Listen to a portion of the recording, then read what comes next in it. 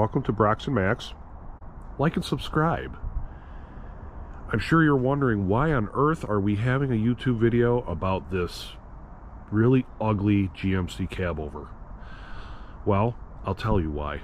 Even though I am a cabover fan, cabover enthusiast, understand why cabovers were built, I can't understand why General Motors Corporation decided that this was a good idea to build. This truck is about the ugliest cabover that I've seen, minus probably the Mack Midliner cabover. I can understand you have to compete with a certain market. We'll call this a mid-size truck, even though this is probably a 33,000 GVW truck. Why? Why on earth did somebody get paid, whether it's hourly or a salary?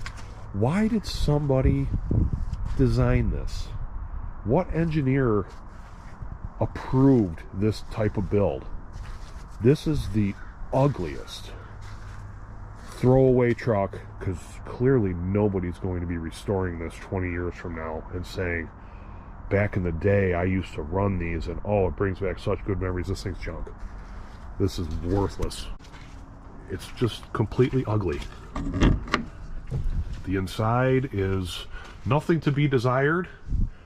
Typical gray interior, weirdo extended cab like the Mack Midliner has. I don't know if they were thinking we're gonna just shack up and sleep there for the weekend.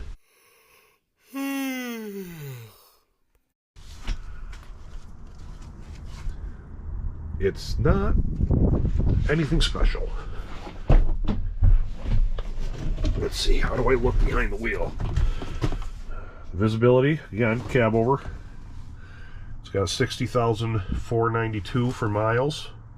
That's about 60,492 worth that I would not want to be caught driving behind, but whatever. This is about a 99, 2000. Nobody took care of it. Floor is rotted out underneath the floor mat. Just a work truck. And I guess that's Chevy's motto. Hey, if we can have a truck that goes 5 years without there being a sign of rust, but the day after that 5-year mark, let the rust begin, then I guess that's what they did. They were able to accomplish that. This isn't terribly for my area in the rust category. It is rusty.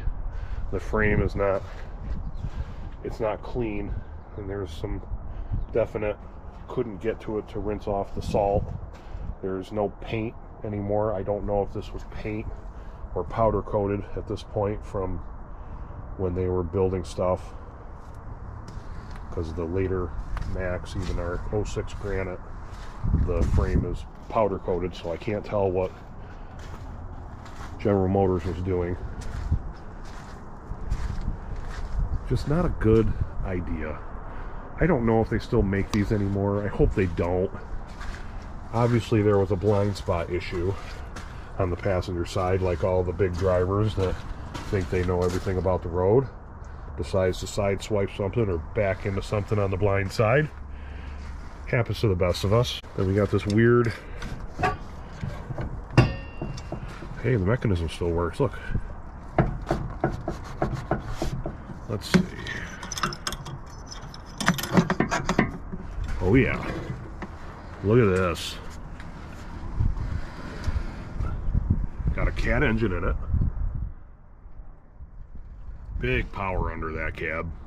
Can't say under the hood because it doesn't have a hood.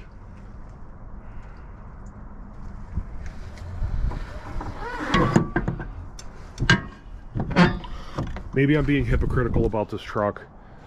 I just would hate to have to go to General Motors every time I would need a part for this truck, only to know that General Motors is flighty about building the bigger truck market. Sometimes they're in it, sometimes they're not. So what do you do? What do you do when you need a cross member? What do you do when you need something unique that's only special for General Motors to have in stock, or that's your only source for parts. Now granted, yes, that's the same way for any truck manufacturer, Mack, Freightliner, Kenworth, doesn't matter, but the odds of this being able to have parts availability 20-25 years from now, I would take my chances on a Mack, Freightliner, Peterbilt, Kenworth, just not this truck. It did its job in its career path, so to speak, but it's nothing special. It's ugly. I'm glad that my buddy is coming to get it. I had to go get it for him and store it here for a week so he could get his stuff together and retrieve it. But I will be so happy to see this go down the driveway, and so happy to see it in his yard. I don't know what's worse, this video or